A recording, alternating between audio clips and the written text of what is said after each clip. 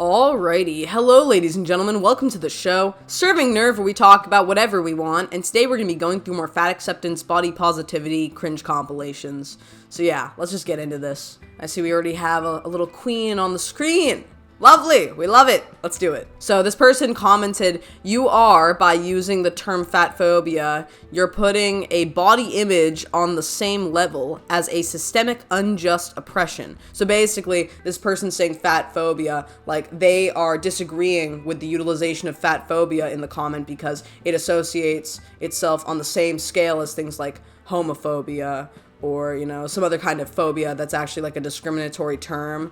And this person's saying like fatphobia is obviously like not as big of a social justice issue from the perceptions of many as things like racism, homophobia, other kinds of phobia-esque type dealios, whatever. So they're disagreeing because the utilization of fatphobia is kind of like implying systemic oppression when it's not actually systemically oppressive, that kind of thing. I'm not, though.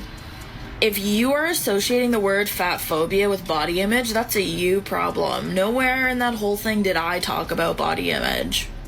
When I talk about fatphobia, I'm not talking about body image, because fatphobia is not about body image or insecurities. Yeah, okay, so I'm sorry, this is really weird. The comment's literally saying you're putting a body image in the same kind of perspective as something that's like systemic oppression, like the other phobias and stuff. So like homophobia or whatever. So technically, instead of saying body image, the comment, if it said like a body type or like a body weight on the same basis of another form of phobia, it might have been like a better hard-hitting comment. But this person's just now going off. I don't know who this is. Is this Marissa Matthews? Oh, it is. It's Marissa Matthews. She's back, here for another heart attack. And anyways, the entire thing is now she's going off about body image. That's not really the point. It's making the comparison of something that's not actually a social injustice to a social injustice is the point that's being made here. Fatphobia is how society treats fat people not well. Fatphobia is about systemic oppression that fat people face simply based on their body size. Fatphobia has nothing to do with personal body image. I'm not gonna lie, man. I kind of disagree with this. Like, I've been fatter before. Like, I have not always been, whatever this is. I've been fatter before, you know? I've been obese before. Not super morbidly obese or morbidly obese, but I've been obese before. And also, like, I've been fat shamed before, like, you know, throughout my life.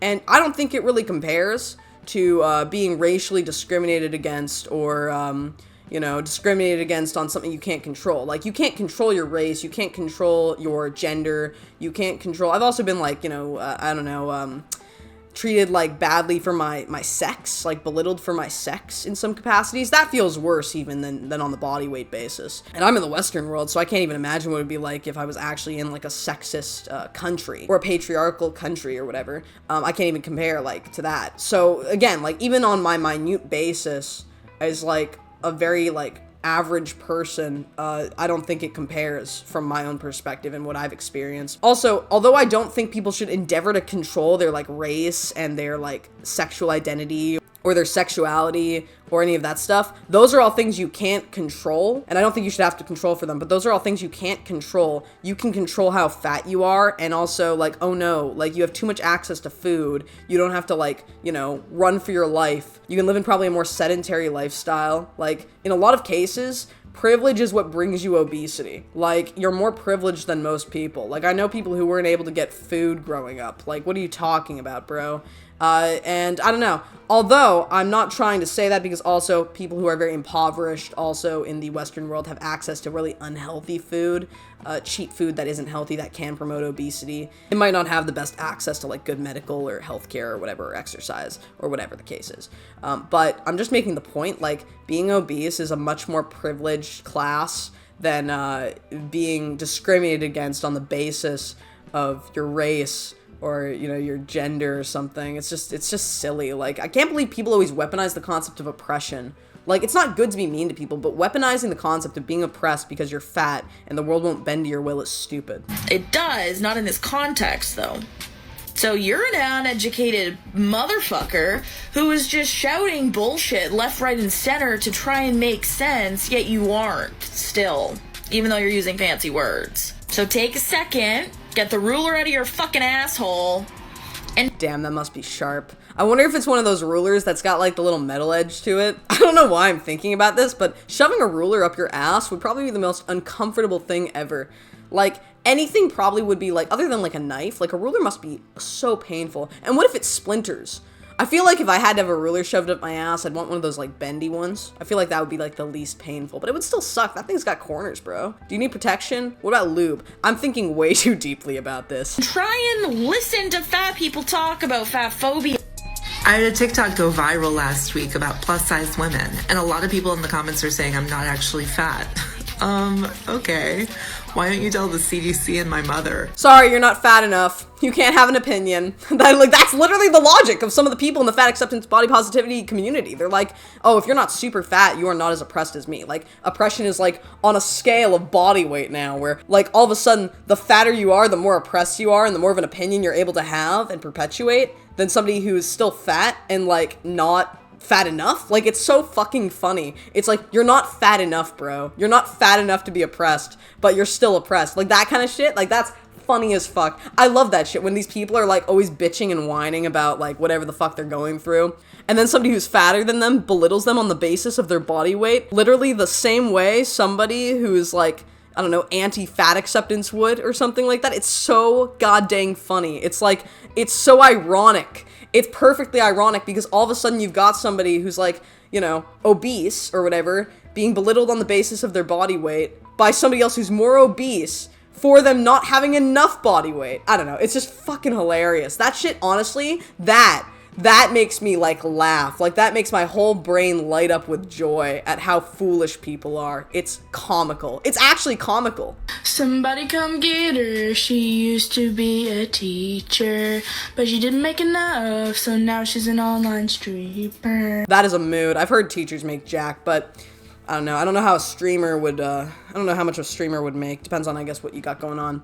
I feel like if I ended up getting, like, I don't know, 20,000 subs, I'd probably be able to make a living off of it, but I'm also not one of the people who'd want one income stream, so I don't know. I don't really get what the point of the, like, bikini is on camera. Like, I don't know what kind of streaming this person's up to, but I feel like it might be not the streaming I'm into, not video games, more like a different kind of V game, if you get what I'm saying. But, when it comes to this, just gotta say, I kind of appreciate, in spite of not being a fan of dyed hair, how much the, you know, bra matches the hair. It's pretty fun. Hey guys, this is what I eat in a day as a chubby girl who intuitively— Oh my god, it's Trisha Paytas. She's here with us tonight. Wow, this is hot. This is fucking hot, brah. eats, meaning I eat when I'm hungry.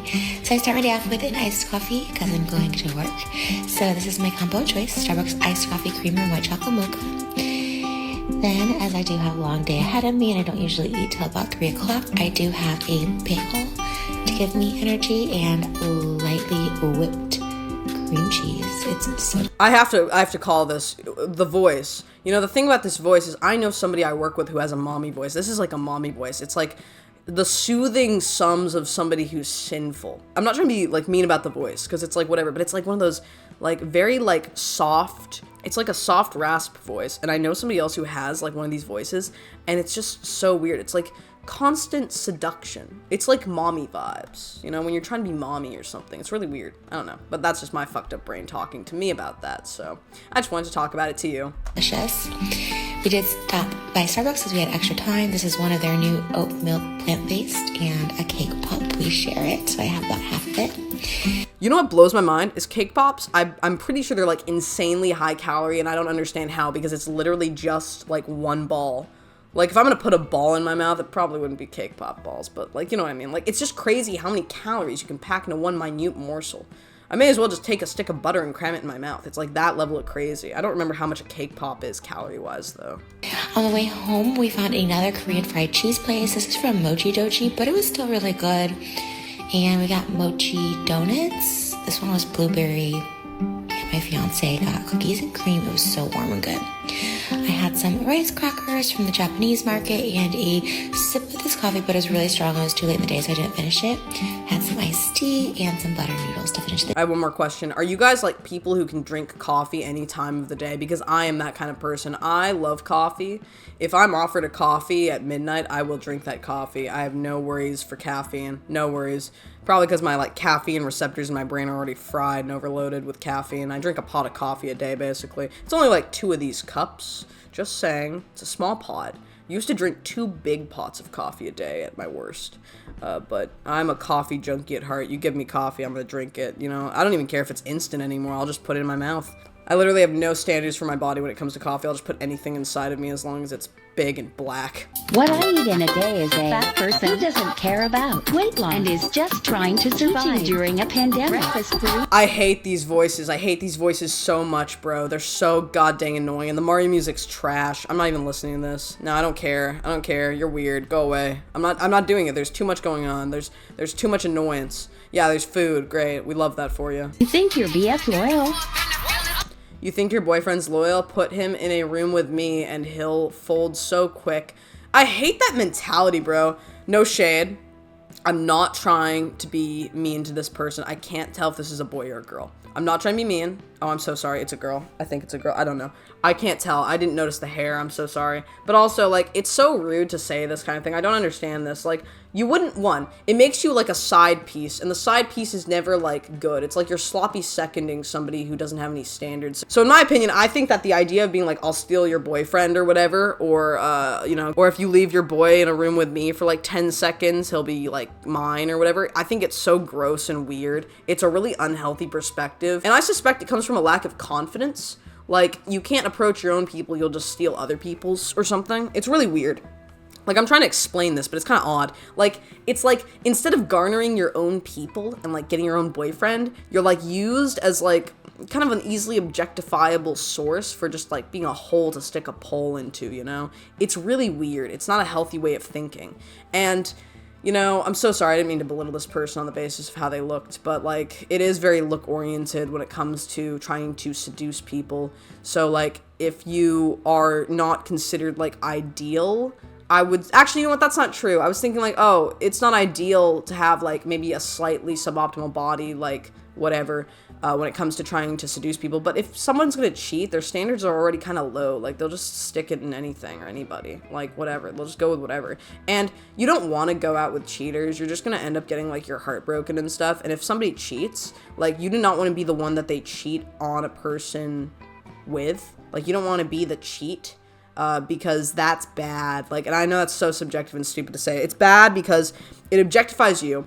It uses you as a side piece. It belittles the beauty of a potentially loyal situation or a relationship. Obviously, if the guy cheats, then it's not a, like, loyal relationship. But you don't want to be used as a side piece. Like, it's not good. It completely degrades you. It's a very degrading thing. There's a lot of shame associated with it, and it's not hot. Like, nobody finds somebody who's used as a cheat hot. It's weird. It's not like, it's not healthy for your mind or your body.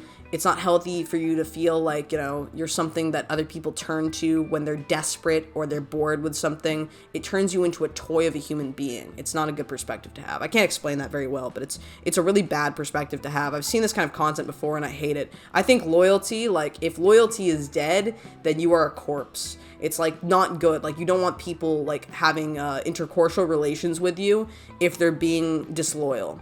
It shows that all you're attracting is scum.